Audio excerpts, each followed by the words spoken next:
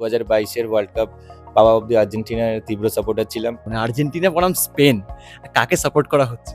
আমি ওদিকে বার্সেলোনাকেও সাপোর্ট করি, আচ্ছা, আবার ওদিকে আর্জেন্টিনাকেও সাপোর্ট করি। মানে টপ 100-র মধ্যে ইন্ডিয়া থাকবে এবং সম্ভাবনা প্রবল থাকবে। আমাদের ওয়ার্ল্ড কাপে খেলার মতন পরিস্থিতি আনতে হবে। টপ 100 না, আমরা 50-এর নিচে আনতে হবে আমাদের। বিশ্বকাপ কে জিতবে এই প্রশ্নই কিন্তু এখন বড় হয়ে দাঁড়িয়েছে। তবে রাজ্যের ক্রীড়ামন্ত্রী তিনি বিশ্বকাপে কাকে সাপোর্ট করছেন এবং বিশ্বকাপের ফাইনালে কে জিতবে সেই ভবিষ্যৎবাণী কি তিনি আগে করবেন? এই সময় লাইভে আজ মুখোমুখি হয়েছেন ডক্টর ইন্দ্রনীল খা, রাজ্যের ক্রীড়ামন্ত্রী। আপনাকে স্বাগত এই সময় লাইভে। আর কিছুক্ষণের অপেক্ষা, তারপরেই তো ফাইনাল, মানে আর্জেন্টিনা বনাম স্পেন, কাকে সাপোর্ট করা হচ্ছে? দেখুন, দীর্ঘদিন ধরে ছোটবেলা থেকে একটাই স্বপ্ন ছিল যে ভারতবর্ষে, ইভেন স্বপ্নটা এখনো আছে, কারণ বাস্তবে এখনো রূপায়িত হয়নি। সেই স্বপ্নটা এখনো দেখি যে ভারতবর্ষের জার্সি পরে আমাদের পশ্চিমবঙ্গের ছেলেমেয়েরা বিশ্বকাপে দাপাবে এবং বিশ্বকাপে খেলবে। এই পরিস্থিতি আমরা এটা স্বপ্ন দেখতাম, স্বপ্ন দেখা কোনো ছেড়ে দিইনি এবং এখন বিশেষ করে সেই মর্মে কাজও শুরু করছি, যাতে আগামী দিনে আমাদের ভারতবর্ষের জার্সি পরে মেন ইন ব্লুরা এই ফিফা ওয়ার্ল্ড কাপে আসে। কিন্তু যতক্ষণ না সেই পরিস্থিতি হচ্ছে, এবার ওয়ার্ল্ড কাপে এখন ফাইনাল ম্যাচই বাকি আছে। তো আমাদের অপশনটা হচ্ছে স্পেন আর আর্জেন্টিনার মধ্যেই। তো ন্যাচারালি আমি দুটো দলকে খুবই সাপোর্ট করতাম এর আগে, দুজনেরই, কারণ আমি ওদিকে বার্সেলোনাকেও সাপোর্ট করি, আচ্ছা, আবার ওদিকে আর্জেন্টিনাকেও সাপোর্ট করি। তাহলে তো মেসির প্রতি একটা ভালোবাসা রয়েছে। সুতরাং ন্যাচারালি আছে। তো ইনফ্যাক্ট আমি আর্জেন্টিনার সাপোর্টার, এখন এই দুটোর মধ্যে চুজ করতে গেলে মুশকিল ব্যাপার হয়ে যাচ্ছে। তাও আমি যেটা ইউজুয়ালি ফলো করি, যে আমি ইউজুয়ালি আন্ডারডগদের সাপোর্টার। এবার 2022-এর ওয়ার্ল্ড কাপ পাওয়া অব্দি আর্জেন্টিনার তীব্র সাপোর্টার ছিলাম। ওয়ার্ল্ড কাপটা পেয়ে গেছে। এবার তাহলে স্পেন তো আবার 2010-এ লাস্ট পেয়েছিল। এই দুজনের মধ্যে তাহলে স্পেন হলো মানে আন্ডারডগ দুজনের মধ্যে। আচ্ছা, দুজনেই অ্যাকচুয়ালি পাওয়ার হাউস হুম, ফুটবলিং। হুম। তাদের মধ্যে আর্জেন্টিনা যেহেতু এখন বিশ্ব চ্যাম্পিয়ন, ন্যাচারালি স্পেন যদি হয়, তো সবার আমরা চাই সবসময় এটা একটা আন্ডারডগদের প্রতি একটা ফিলিংস থাকে। তো সেটাই দেখি। বাকি দুজনেই সিমিলার খেলে এবং দুজনেরই একটা ফুটবলিং যে পাওয়ার হাউস বলে, যে দুটো বিশ্বের গ্রেটেস্ট দুটো নেশন একদম। ফুটবলিং। ইনফ্যাক্ট আমার কোথাও আমি একজন বাঙালি হিসাবে আমরা প্রত্যেকেই স্পেন আর্জেন্টিনার সঙ্গে, আমরা বাঙালিরাও তো, আমরা ফুটবলটা আমাদের কাছে হুম, কালচার। হুম। আমরা ছোটবেলা থেকে বাচ্চা 2.5 বছর বয়সে যখন হাঁটতে শুরু করছে, তখন সে ফুটবলটা নিয়ে ঠিক এদিক ওদিক এদিক থেকে ওদিক শট একদম। মারছে। মানে আমার নিজের ভাগ্নে, তার 2.5 বছর বয়স, তাকে দেখি আচ্ছা। একটা ফুটবল দিয়ে পা দিয়ে যখন শট মেরে বলছে গুড শট, গুড শট। তো ন্যাচারালি আমরা বুঝতে পারি যে কতটা আমাদের আচ্ছা। ছোটবেলা থেকে আমরা ফুটবলের সাথে ওতপ্রোত। এগুলো sporting nation, footballing nations, Argentina, Spain, Brazil. Hmm, তেমনি আমরা বেঙ্গল হিসেবে আমরা বলি যে আমরা ফুটবল স্টেট। একদম। মানে সেক্ষেত্রে মোহনবাগান, ইস্ট বেঙ্গল তো চলেই আসে। তবে ৭৮, ৮৬, ২০২২, ২০২৬-ও কি পুনরাবৃত্তি হচ্ছে? মানে মাঠে ময়দানে অনেকে বলছে যে এটা কি ক্রীড়ামন্ত্রী মানবেন যে ব্রাজিলের অনেক সাপোর্টাররা যেহেতু ব্রাজিল ওঠেনি সেইজন্য স্পেনকে সাপোর্ট করছে? না, না, এরকম আমার মনে হয় না। কারণ আজকে দিন, দিন আমি দেখছি যে মেসির যে জনপ্রিয়তা হ্যাঁ, প্রতি বছর যেমন, আমরা একটা আমি নিজে যেটা দেখেছি হ্যাঁ। যে আমাদের দেশে যেমন প্রধানমন্ত্রী নরেন্দ্র মোদীজির জনপ্রিয়তা প্রতি বছর আমি গ্র্যাজুয়ালি দেখি সবসময় স্টেডিলি ইনক্রিজিং। হুম। মানে মানে গ্রাফটা খুব গ্রাফটা সবসময় ঊর্ধ্বমুখী স্টেডিলি আসলে। ইনক্রিজিং। তেমনি লায়নেল মেসির ক্ষেত্রেও দেখেছি হুম, যে তার জনপ্রিয়তা, আগে যারা তাকে সাপোর্টও করতো না, তার হুম, হয়তো ফ্যান ছিলেন, তারা দেখি গ্র্যাজুয়ালি তারাও ফ্যান হয়ে হুম। যাচ্ছে। তো ন্যাচারালি আর লায়নেল মেসির যেটা একদম খেলা, উনি নিজেই যেমন গোল করেন একদিক দিয়ে, তার সাথে, সাথে প্লে মেকিং যে ক্যাপাসিটি, দুটো একদম, খুবই গুরুত্বপূর্ণ। এবং উনি কিন্তু খুব বেশি দৌড়চ্ছে না কিন্তু মাঠের মধ্যে। আমি একদম। এটা দেখেছি যে লায়নেল মেসি ঠিক পজিশনটায় চলে আসে, হুম, হাঁটতে, হাঁটতে দেখি গোল করে দেয়। আচ্ছা। তো এবং হঠাৎ করে হাঁটছে, হুম, হাঁটতে, হাঁটতে গিয়ে পট করে বলটা নিয়ে কোথায় কাকে দিয়ে দিল হুম, এবং ঠিক পয়েন্টেড। আগের দিন আমি দেখছিলাম যে 2nd গোলটা না 3rd গোলটা ছিল হুম, আর্জেন্টিনার। একদম পয়েন্টেড, ৮ জন ডিফেন্ডারকে, হুম, ৮ জন ওদের তখন ডিফেন্সে চলে এসেছিল। সবাইকে কাটিয়ে ঠিক ওর যে যাকে দেওয়ার একদম। ঠিক তার পয়েন্টে গেল। দ্যাট ইস, সেই যে অ্যাকুরেসি, হুম। সেই যে প্রেসিশন শট। ন্যাচারালি লায়নেল মেসির ফ্যান এমন নেই, এমন খুব কম ফুটবল লাভার আছে। ইংল্যান্ডকে হারিয়ে ফাইনালে ওঠা খুব গুরুত্বপূর্ণ দুটো গোল ছিল, একদিকে মার্টিনেজ, অন্যদিকে ফার্নান্ডেজ। সেখান থেকে দাঁড়িয়ে মেসির অবদান ওই গেমে কতটা ছিল? দেখুন, গোল তো করা শুধু না, যেহেতু এটা একটা টিম গেম। ফুটবলটা কোনো, যেমন ব্যাডমিন্টন, টেনিসের ক্ষেত্রে তারা সিঙ্গেল হয়। ফুটবল তো 11 জনকে একসাথে খেলতে হয়। এবং গোলকিপারেরও যেমন অবদান থাকে, তেমনি স্ট্রাইকারেরও থাকে, তেমন মিডফিল্ডারের, তেমন ডিফেন্ডারের, প্রত্যেকের অবদান অপরিসীম। এবং প্রত্যেকে যদি সিঙ্ক্রোনাইজ ভাবে খেলে, তবেই সেই ম্যাচ জিততে পারে। যদি একজন যদি শুধু আপনি লায়নেল মেসিকে দিয়ে দেন, ওদিকে ডিফেন্স উইক থাকে, হুম, উনি একা কিছু করতে পারবেন একদম। না। আবার লায়নেল মেসি ছাড়া যেভাবে উনার ফিনিশিং আছে, ফিনিশার হিসাবে যেভাবে ফ্রি কিক নেয়, যেভাবে উনি প্লে মেকিং এ দেখেছি, যেভাবে করে শটটা একদম ঠিক পয়েন্টে যাকে দেওয়ার ঠিক তার কাছে পৌঁছে দেয়। তো সেটা না হলে আপনি এমনি দৌড়ে যাবেন, গোলটা হবে না।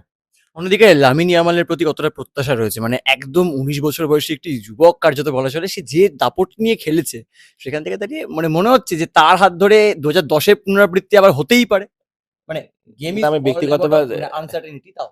ইয়ামালকে দেখে আমার সেই ইনফ্যাক্ট মেসির কথা মনে পড়ছিল যখন হুম, প্রথম প্রবাবলি ২০১০ 10-এর ওয়ার্ল্ড কাপেই হুম, বোধহয় মেসির প্রথম ইয়ে দেখেছিলাম, তখন বয়স ওরকমই ছিল।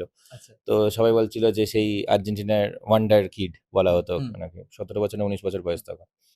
তো তখন দেখতাম, তখনও তো মেসির খেলা ভাল লাগতো, তেমনি ইয়ামালের মধ্যে কোথাও একটা মেসির ছোঁয়া, এবং দুজনেই দেখলাম যে অরিজিন একই একাডেমি থেকে হুম। দুজনেই বেরিয়েছে, এবং এটাও খুব সেই ছবি দেখাচ্ছিল, হ্যাঁ, দেখছিলাম সেটা খুব মানে মানে কোলে আমরা মানে তো এসে কোলে ইয়ামালের মেসি, হ্যাঁ। মেসির কোলে ইয়ামাল দোলে, হ্যাঁ, ব্যাপারটা হ্যাঁ, ছোট্ট ইয়ামালকে স্নান করিয়ে হ্যাঁ, দিচ্ছে। হ্যাঁ। তো ন্যাচারালি, এবং সেটা একটা ফুটবলিং স্পিরিটের হুম, বিষয় হুম। আছে, একই একাডেমি, এবং সেটা একটা, এটা ফুটবলের একটা স্পিরিটটাকে সামনে রেখে যেভাবে এটা, আমার মনে হয় আজকে দারুণ একটা ম্যাচ হতে চলেছে। বেশ একদম আলোচনার শেষ পর্যায়ে আমরা বিদেশ নিয়ে কথা বলছি। কিন্তু আপনি ১ম এই বললেন যে ভারতও একদিন এই জায়গায় পৌঁছবে। ইন্ডিয়ান ফুটবলের ক্ষেত্রে কোথায়, কোথায় মনে হচ্ছে যে এই জায়গাগুলো যদি গ্যাপ করা সম্ভবপর হয়, মানে গ্যাপ ফিল করা, তাহলে সেক্ষেত্রে আর কোনো সমস্যাই থাকবে না। মানে টপ ১০০ র মধ্যে ইন্ডিয়া থাকবে এবং সম্ভাবনা প্রবল থাকবে। টপ ১০০ না, আমরা মানে ৫০ এর নিচে আনতে হবে আমাদের।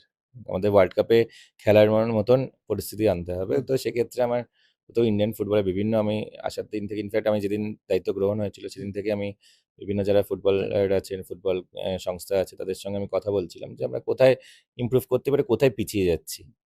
তো তাদের সঙ্গে কথা বলে যেটা বুঝলাম যে আমাদের এখানে একটা হলো এক্সপোজারের অভাব হচ্ছে ছেলেমেয়েদের।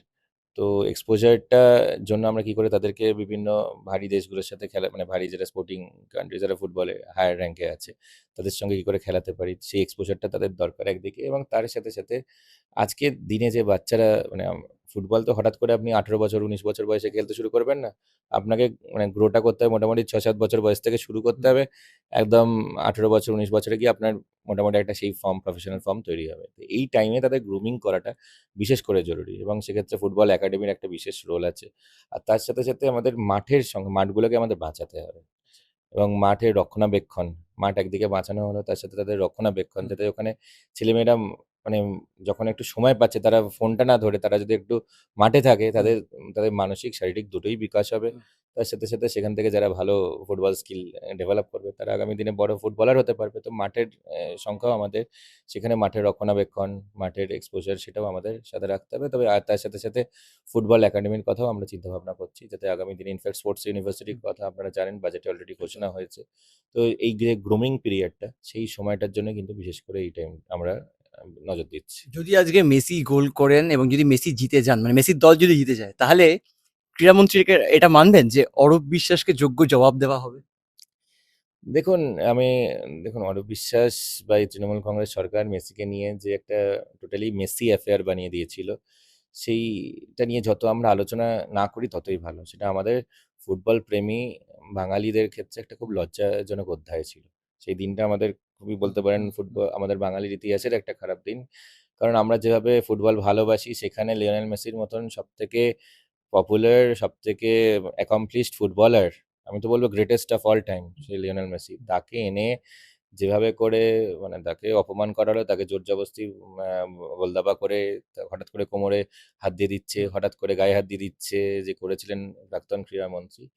এবং Messi was feeling really uncomfortable. Hmm, উনি নিপাট ভদ্রলোক মেসি, যে উনি দুগালে মানে যেরকম আনকমফোর্টেবল, ডিসকমফোর্ট হচ্ছিল, অন্য কেউ হলে হয়তো দুটো চড় মেরে দিতে পারতেন। উনি চড়টা না মেরে নিঃশব্দ প্রতিবাদ করে হুম। বেরিয়ে গেছেন স্টেডিয়াম ছেড়ে। তো সেইটা নিয়ে আমরা যত আলোচনা না করি সেটাই ভালো, এবং আমার বিশ্বাস যে আগামী দিনে ভারতবর্ষে ছেলেমেয়েরা ফুটবলকে সেই গ্লোরিতে নিয়ে যাবে, এবং বিশেষ করে সেখানে পশ্চিমবঙ্গ অগ্রণী ভূমিকা পালন করবে। একদম লাস্ট প্রশ্ন। আবারও যেটা দিয়ে শুরু করেছিলাম। ক্রীড়ামন্ত্রী কাকে এগিয়ে রাখছেন? আর্জেন্টিনা নাকি স্পেন? মানে এটা দুপক্ষেই থাকলাম, দুজনের খেলা ভালো লাগলো এই উত্তরটা না। কাকে এগিয়ে রাখছেন মন থেকে? আমি মানে ২০২২ এর ওয়ার্ল্ড কাপ অব্দি, আমি হুম, যত ওয়ার্ল্ড কাপ হয়েছে হুম, ছোটবেলা থেকে, আচ্ছা। আমি আমার এরকমই থাকতো যে আর্জেন্টিনার ম্যাচে আমি আর্জেন্টিনাকে সাপোর্ট করতাম, আর স্পেন যে সাথে খেলে আমি স্পেনকে সাপোর্ট করতাম। এবার আমার হয়েছে সমস্যাটা, উভয় সংকট। আর্জেন্টিনা ভার্সাস স্পেন হয়ে গেছে। আচ্ছা। তো ন্যাচারালি 51% তো কারোর দিকে থাকবে, 49% তো কারোর মানে দিকে থাকবে। সত্যি মানে দুটো এবং দুজনের টিম আমি জানি না, ছোটবেলা থেকে দুটো টিমের সাথে আমি খুব মানে দুটো টিমেরই খেলা আমার দেখতে ভালো আচ্ছা, লাগে। আচ্ছা। তো এবার আমি দেখছি যে একই মানে এবারে ওখানেই ব্যাপার যে এগিয়ে রাখার বিষয় না, যে আন্ডারডগ তাকে হয়তো 1%টা বেশি দেবো, যার জন্য বললাম যে স্পেনকে আমরা দেখবো যে 2010-এর ওয়ার্ল্ড কাপটা যেহেতু পেয়েছিল, 22টা পাইনি, তো এবারে তারা আগের বার আর্জেন্টিনা পেয়েছে। হ্যাঁ। অর্থাৎ স্বাভাবিকভাবেই আমরা কথা বলছিলাম রাজ্যের ক্রীড়া মন্ত্রীর সঙ্গে। তিনি যে বিষয়গুলো স্পষ্ট করলেন যে মানে একদিকে তো স্পোর্টস নিয়ে যেভাবে তিনি ভাবছেন বাংলায় যে স্পোর্টস এর উন্নতি হবে, যা হয়তো গত ১৫ বছরে সম্ভবপর হয়নি বা বিভিন্ন অভিযোগ উঠেছে এই ক্রীড়া ক্ষেত্রে। সেইগুলোকে মুছতে চাইছেন তিনি। অন্যদিকে দাঁড়িয়ে আজকের যে মানে হাই ভোল্টেজ ফাইনাল, একদিকে আর্জেন্টিনা, অন্যদিকে স্পেন। আর্জেন্টিনার কাছে কি চতুর্থবারের জন্য কাপ যাবে? নাকি স্পেনের কাছে ১০ সালের পর ২৬ সালের পুনরাবৃত্তি হবে? সেটা শুধুমাত্র সময় বলবে। তবে কিছুটা হলেও কিন্তু রাজ্যের ক্রীড়ামন্ত্রী স্পেনকে বুঝলাম একটু আগিয়েই রাখলেন। ক্যামেরা কিশোর মুখোপাধ্যায়ের সঙ্গে শুভ্রজিৎ চক্রবর্তী, এই সময় লাইভ কলকাতা।